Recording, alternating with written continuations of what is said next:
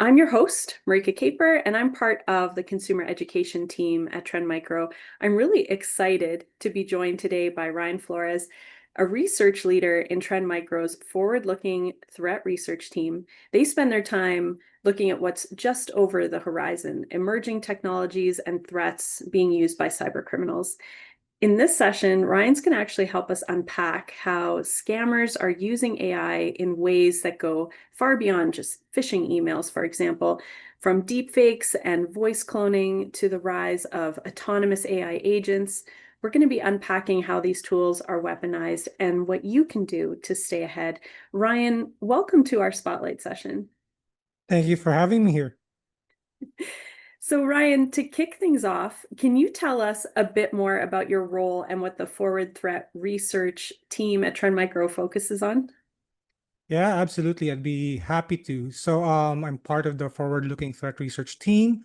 The goal of that team is to anticipate emerging cyber threats.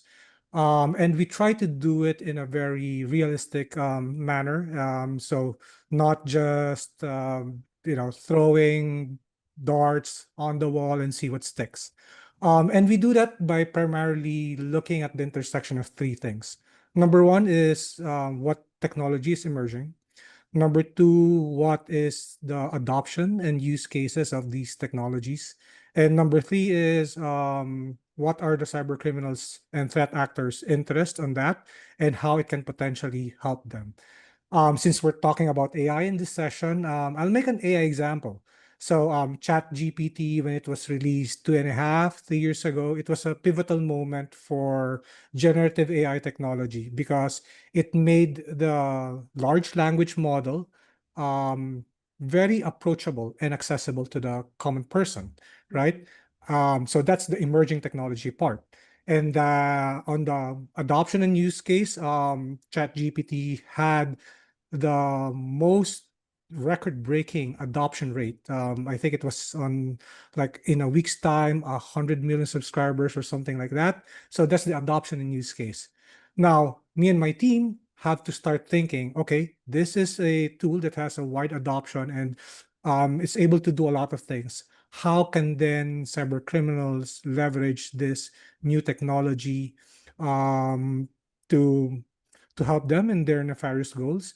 And also on the other side of things is that how do we protect the normal users of this technology from abusing it or exposing or having the technology expose them to online harm and things like that. So these are the things that my team needs to think about, and we have to look at different angles in order to have a solid basis to whatever report or whatever anticipation that we would come up with.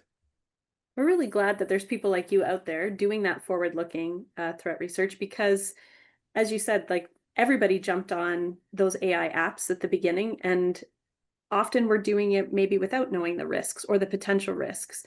So when people are hearing that cyber criminals are using AI, it can sound a little futuristic and sci-fi. Can you explain what AI really means in this context and then how is it actually being used by cyber criminals today?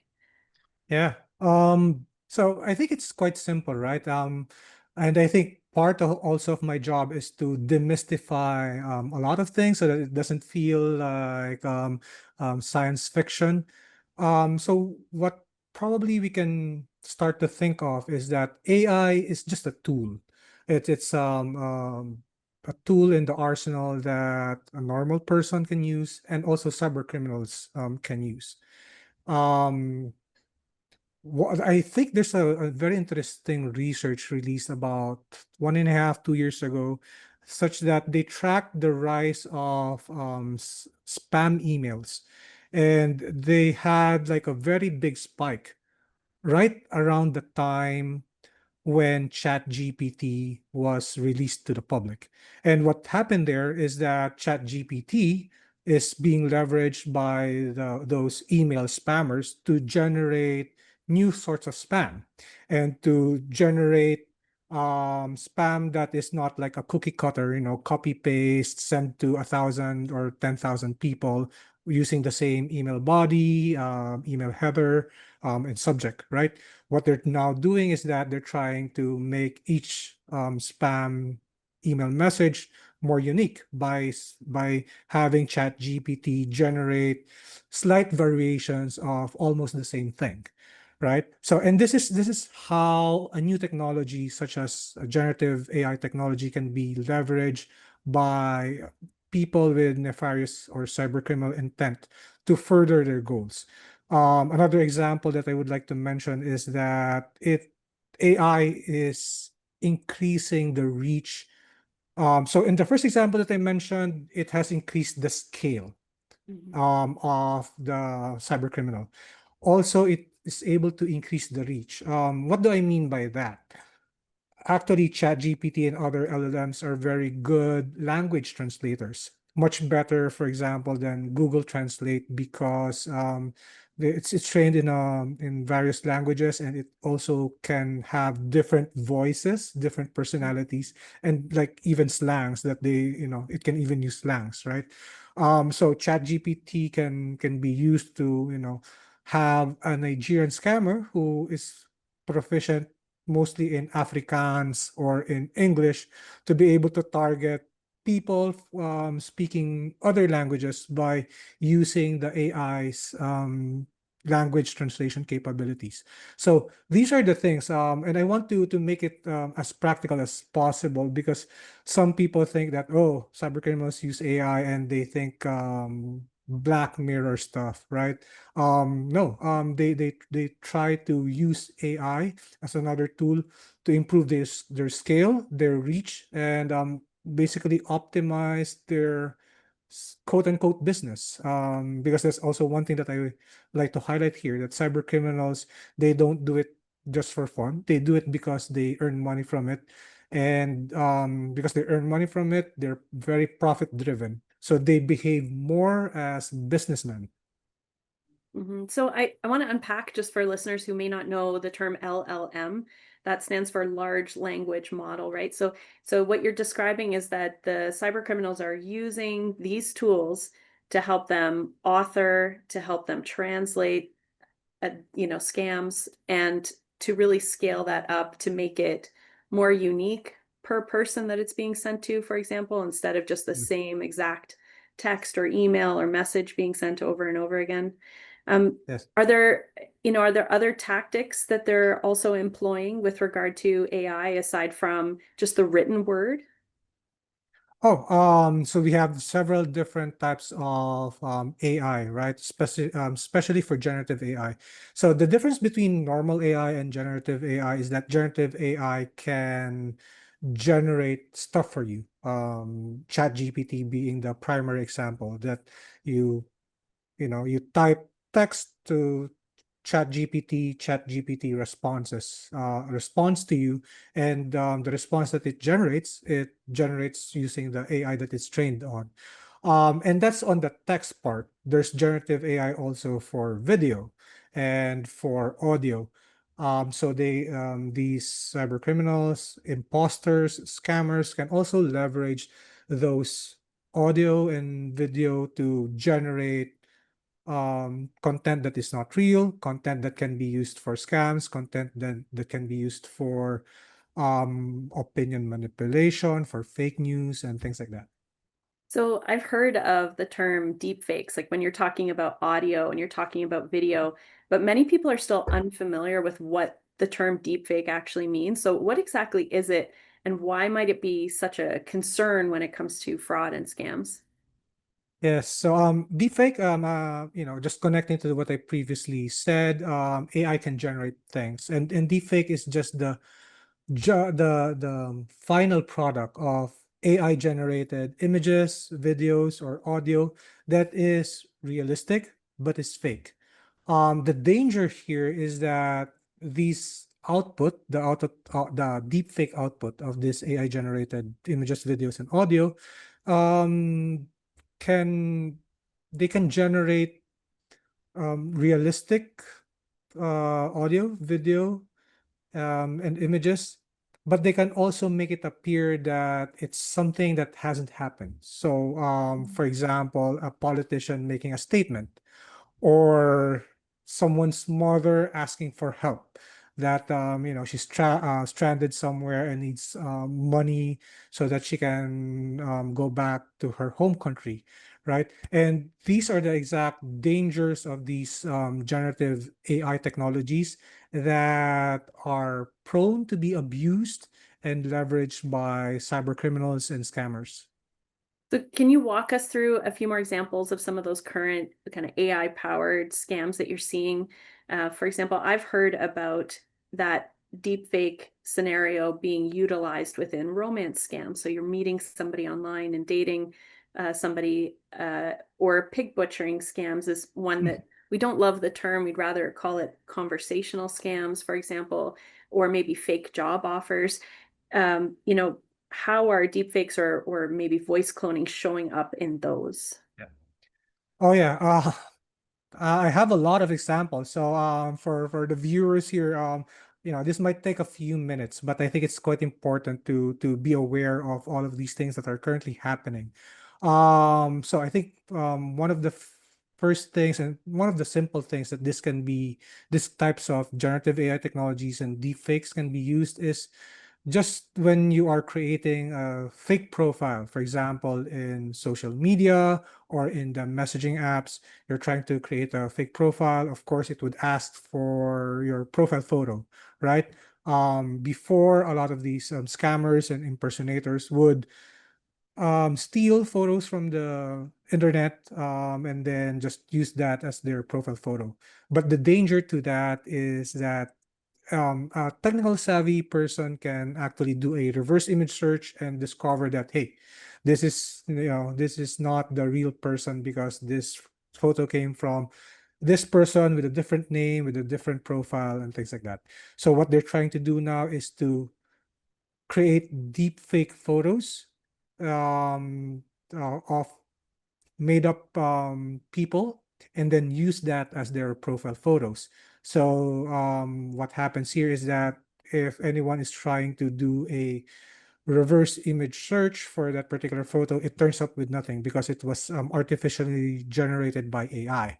So that's one simple application of deepfake generative AI technology, right? So One then other that thing, person is more likely to trust that who they think they're interacting with is the real person because yes, they tried to do their due diligence, they tried to do a reverse image search, and lo and behold, nothing came up. So you have that little more believability and trust that yes. that person is who they say they are. Yes. So that's well, the major side effect of that.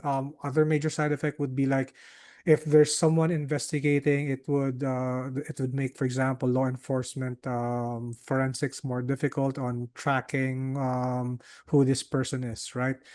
So that would be another side effect of that. Another thing that I've seen, there's deepfake videos of popular personalities that are used to promote scam investment sites or cryptocurrency trading websites that are not legitimate. I've seen this being promoted in social media or in short form videos like TikToks. There's about, I think it was 2 years ago, there's a CEO deepfake wherein the finance person in the company was instructed during a video call by the impersonator who is using deepfake to impersonate the CEO to transfer money to a different account that is controlled by the scammers, right? And then I think it was late last year, there were deepfake photos and videos of politicians in compromising and indecent photos and videos.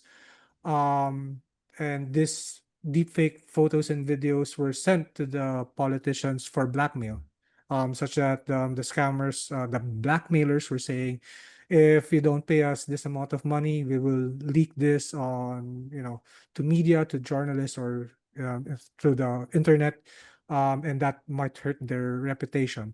So I've seen that happening around late last year. And then more recently, and it's been increasing over the past 18, 24 months, is that there's North Korean fake workers, wherein these are real people from North Korea pretending to be someone else. They would steal identities from LinkedIn, for example, so that they are relying on someone who has a credible job history that is traceable, but they would pretend to be this person who are using deepfake technology who would apply to job openings for remote work. So normally these would be like IT workers, software development, or even like remote administrative task type of work. And they would apply to these positions. And then during the interview, they would use deep fake video to uh, so that their face during the video conference would look like the face of the person that they're impersonating. And the deepfake technology would mimic the facial expressions, the how the mouth opens and things like that. Um, and it would look almost believable. Any glitch, so like in deepfake, right? It's not perfect. Any glitch, they would say that, I'm sorry, I'm having a bad internet connection. Mm. How So they make that convincing, excuse. how convincing is it? Like the videos and the voice cloning that they use and the imagery, how easy is it for cyber criminals to create these now? Quite easy. So number one, I think, and let me also try to go a little bit deeper here. I think it's easy because there's a convergence of different things. Number one, the tools are readily available. There's open source tools that can be used in order to produce deep fake videos in real time. Also, the hardware necessary to create this deepfake videos is quite common.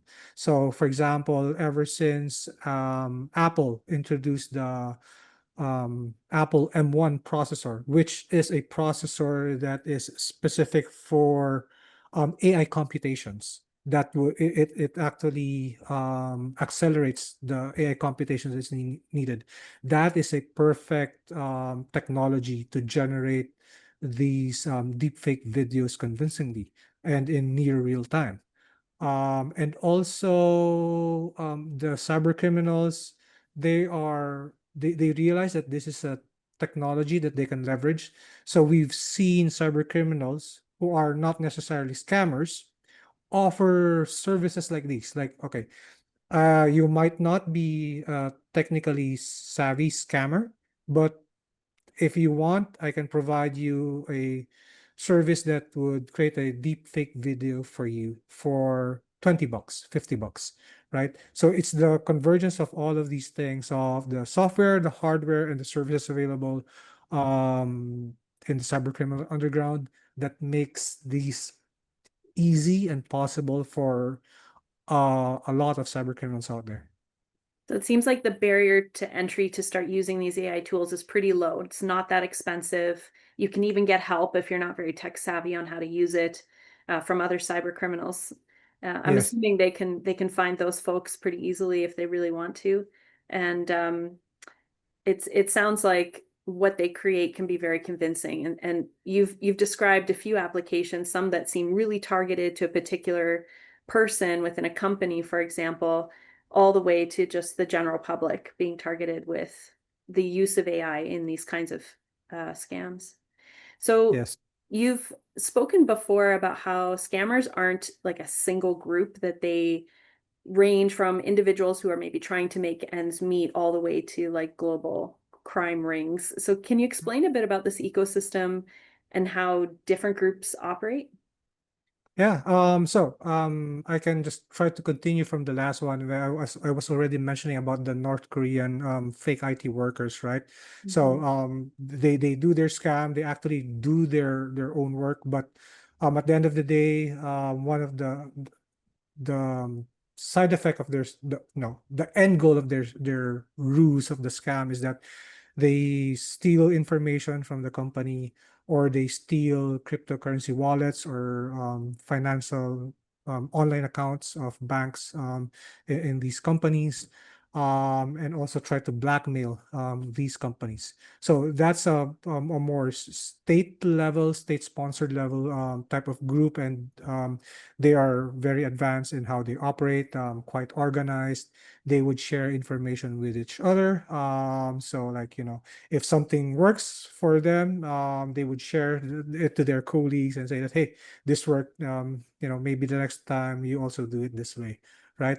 I think in terms of organization, the next would be like the Chinese speaking cybercrime scammer groups that is normally operating either in China or parts of Chinese speaking Southeast Asia. These are the ones that are operating more for the pig butchering scams. And pig butchering scam is a umbrella term because there's a lot of other scam types that is under the pig butchering scam. So there's like there can be a romance scam in there, there can be an investment scam in there, there can be like a The whole crypto point is trading it's a really scam. long scam, right? Like you take Yes, time before, yes. yeah, you Yeah, extort the victim and or that's why. extract resources from the victim.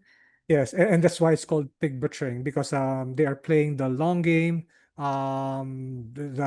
The term pig butchering means that they want to fatten the pig before butchering it, so it takes time to raise the hog, so to speak, right? So they really take time to convince the person that this is a legitimate investment or that they are in a romantic relationship, and only after a few weeks or a few months then that's when they proceed with the actual scam and they steal the money and then they say that, oh, sorry, you've lost this trade. Maybe you can invest um, a few more $1,000s to recoup your losses, and then they build on top of that and they extort more and more money from the victim. So most of these are operated by Chinese or Chinese speaking groups.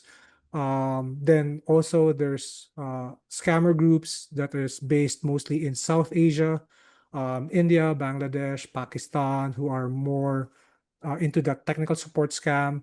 So these are the folks that would say that, hey, something is wrong with your computer. Let me take a look at that. And then they would try to extort money by saying that we found pornography, we found CSAM or child sexual exploitation material, right? Or we found other illegal things in your computer and you need to pay money.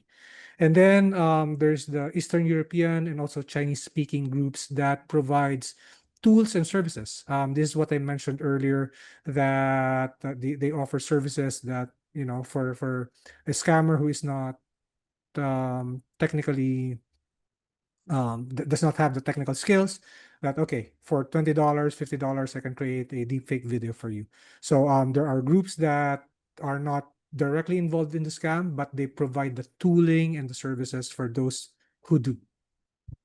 So it sounds like they specialize and that really there are scammers coming globally. I mean, do you think there's any corner of the world that doesn't have scams coming from it?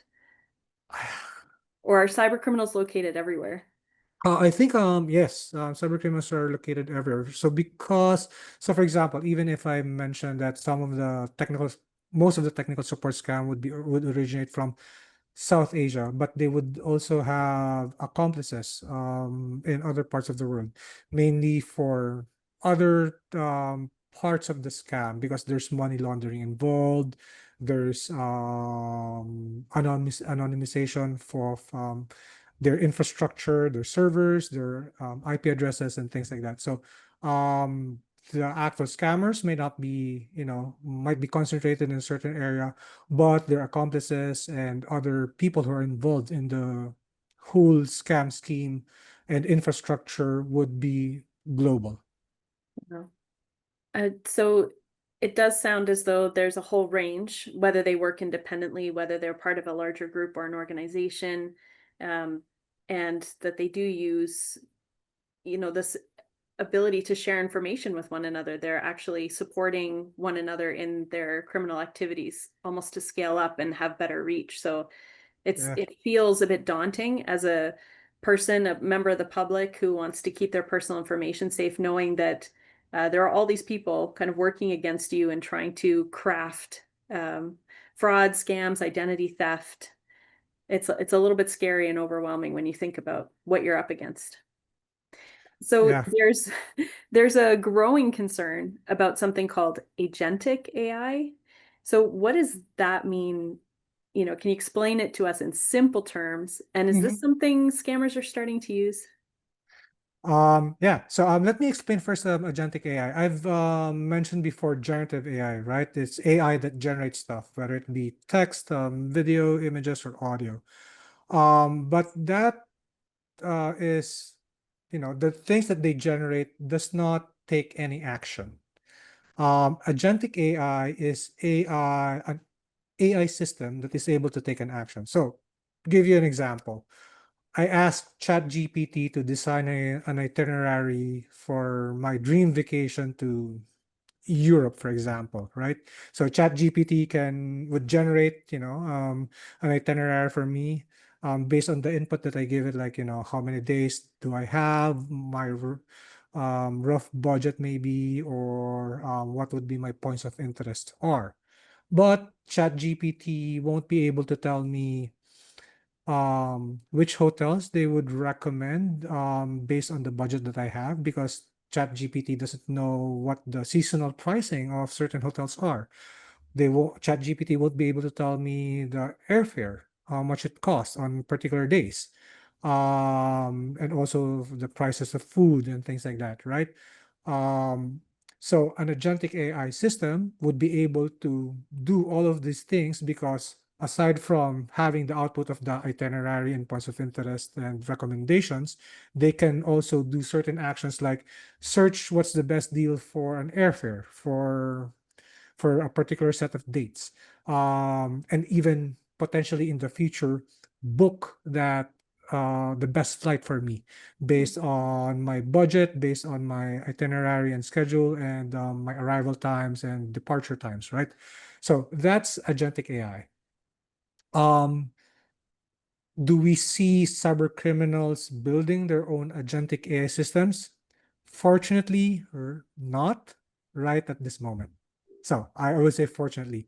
But as a forward-looking threat researcher, we have seen the potential avenues wherein they can apply the same principles of an agentic AI system in order to scale, improve the cyber criminals scale and reach.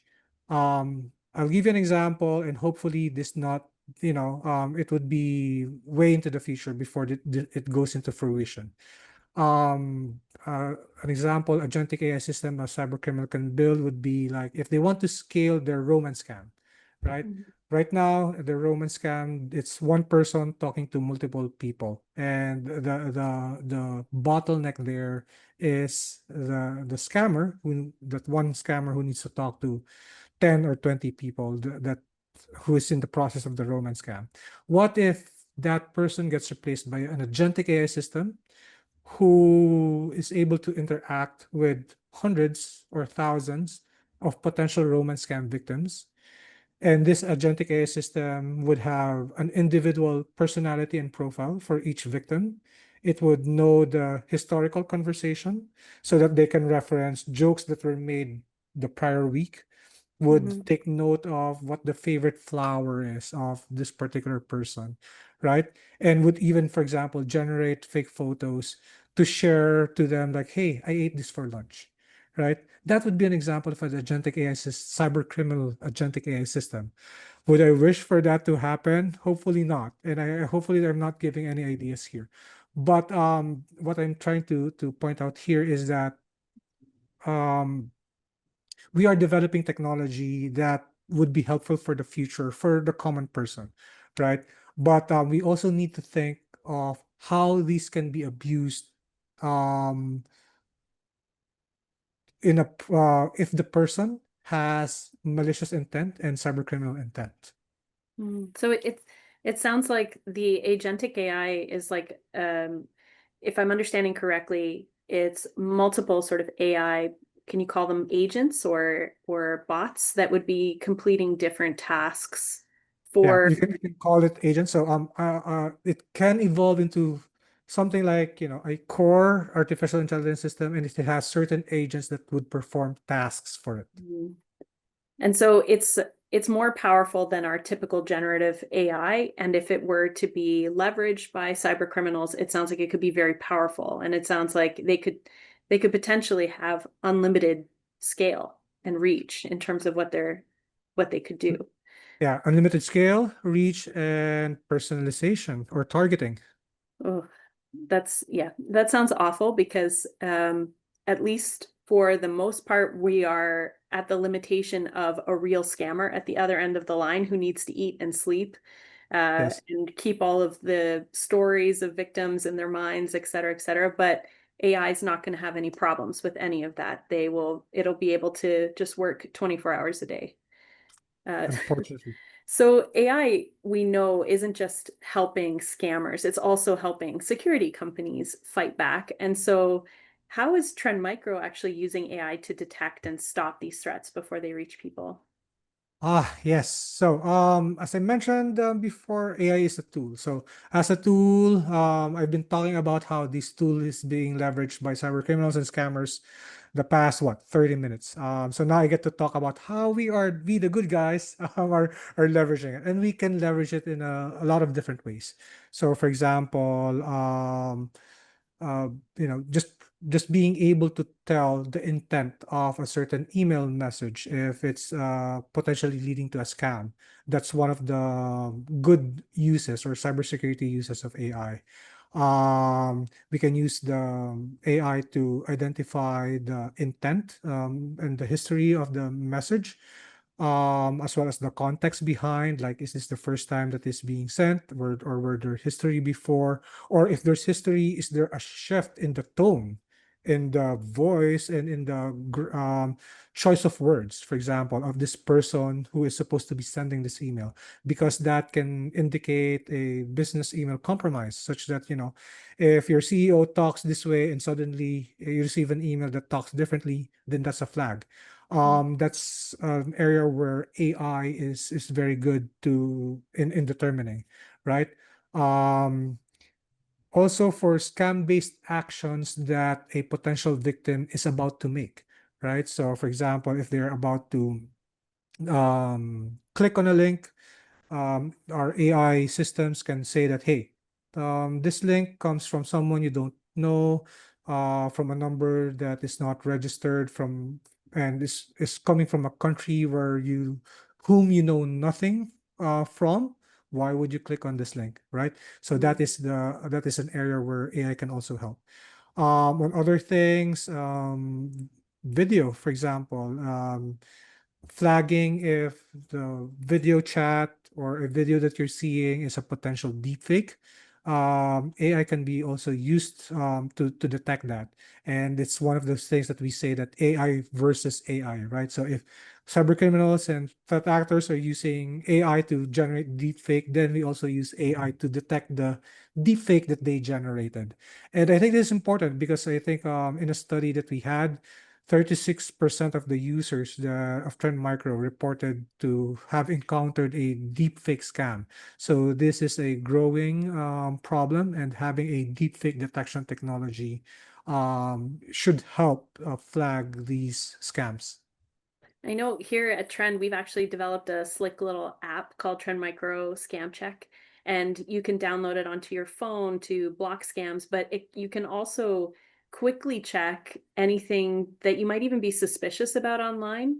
Like you can screen capture what you're seeing, or you can say, hey Siri, is this a scam?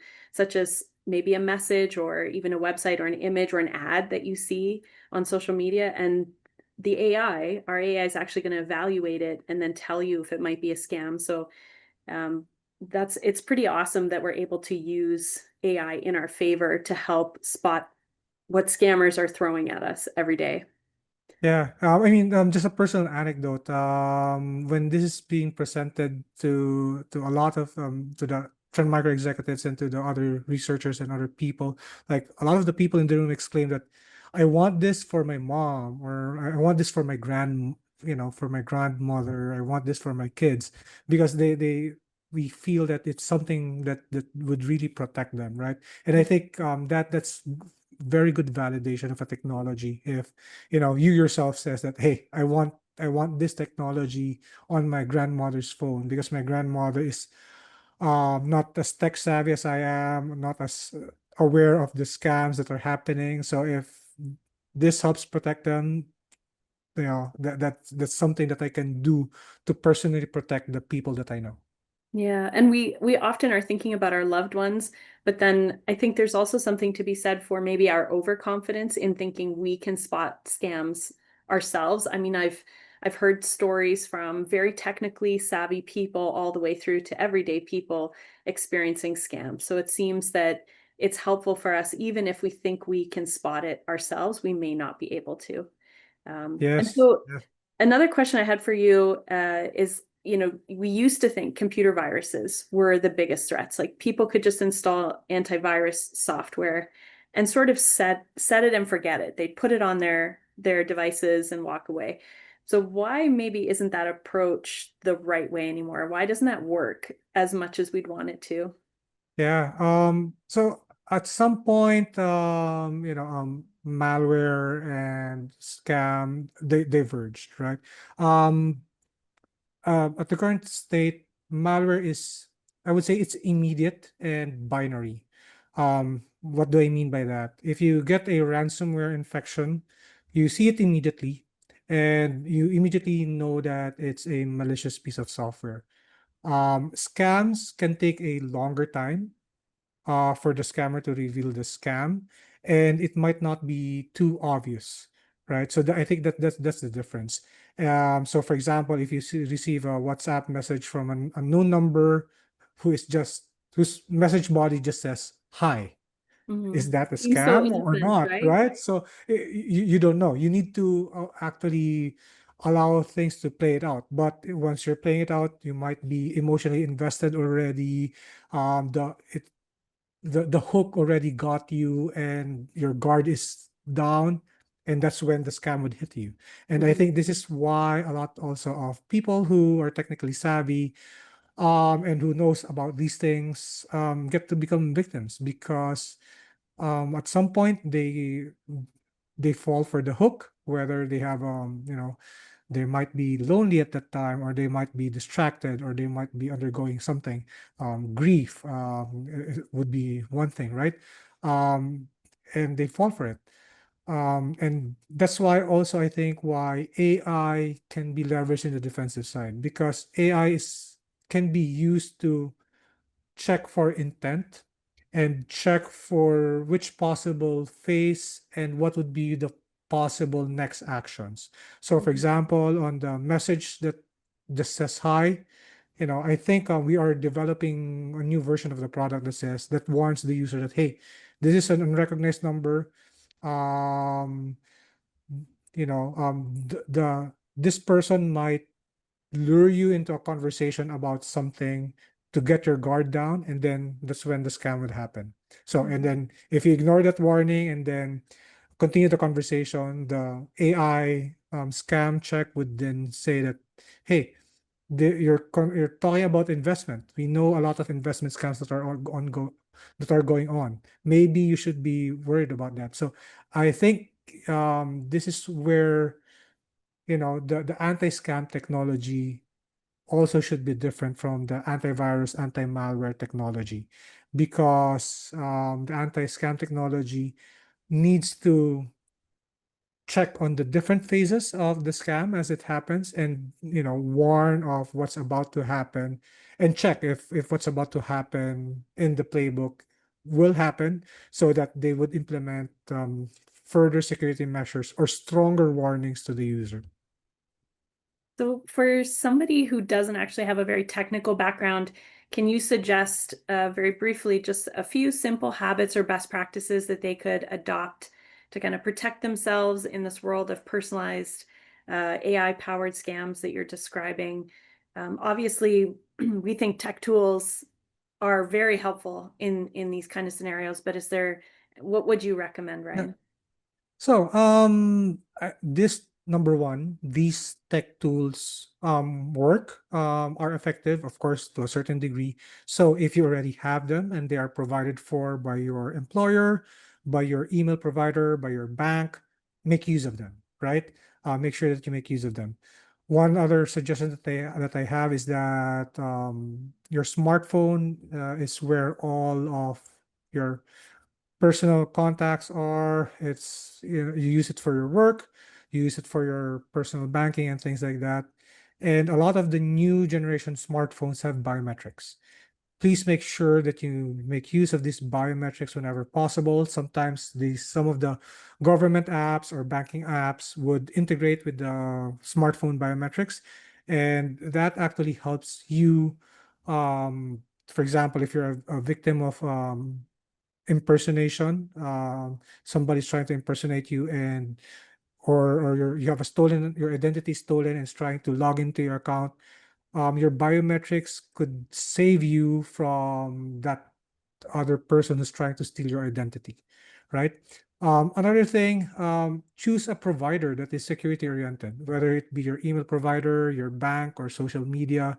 If this platform requests for two-factor authentication, then most likely they have a higher level of security. So not only it would protect you from having your identity stolen, but also the scammers who create fake accounts will have a harder time accessing those platforms, right? Those social media platforms. And probably the last two things that I have, don't trust what you see online. I think a lot of people by default trust what they see, if it's in the internet, it must be true.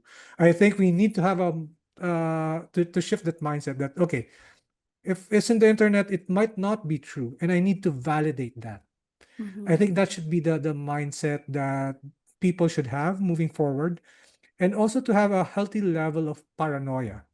Not because you know your cousin, it doesn't mean that when your cousin suddenly out of the blue messages you in social media asking to borrow money to send in an account that you don't know, that it it That it it's pays to be real, that paranoid, it's right? actually even your cousin. Yeah, you just challenge, right? Challenge like, Mhm. okay, hey, you remember that time when I fell down? What did you do back then?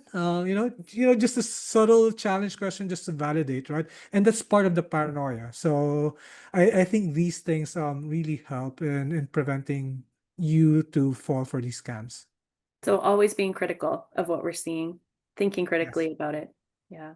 Well, thank you very much, Ryan, for sharing your insights today. It's really been eye-opening to learn how scammers are using AI in increasingly sophisticated ways and how we can stay one step ahead. And for everyone tuning in, we hope you're walking away with a clear sense of how these scams work and also what you can do to protect yourself. And if you ever come across a suspicious message, website, or even an image and you're unsure about, check out Trim Micro Scam Check. It's that AI powered tool, and it's going to help you spot scams before they spot you. It's available now on the Apple App Store and on the Google Play Store, and it's less than $2 a month. So it's $1.99 a month. Pretty affordable. Thank you again, Ryan, for joining us. We really appreciate it. This is a very nice conversation, and I hope everyone had a good takeaway. All right. Well, thanks again for spending time with us. For those who are tuned in, stay curious. As Ryan has suggested, be that critical thinker, stay alert, and stay safe online. And we'll see you next time.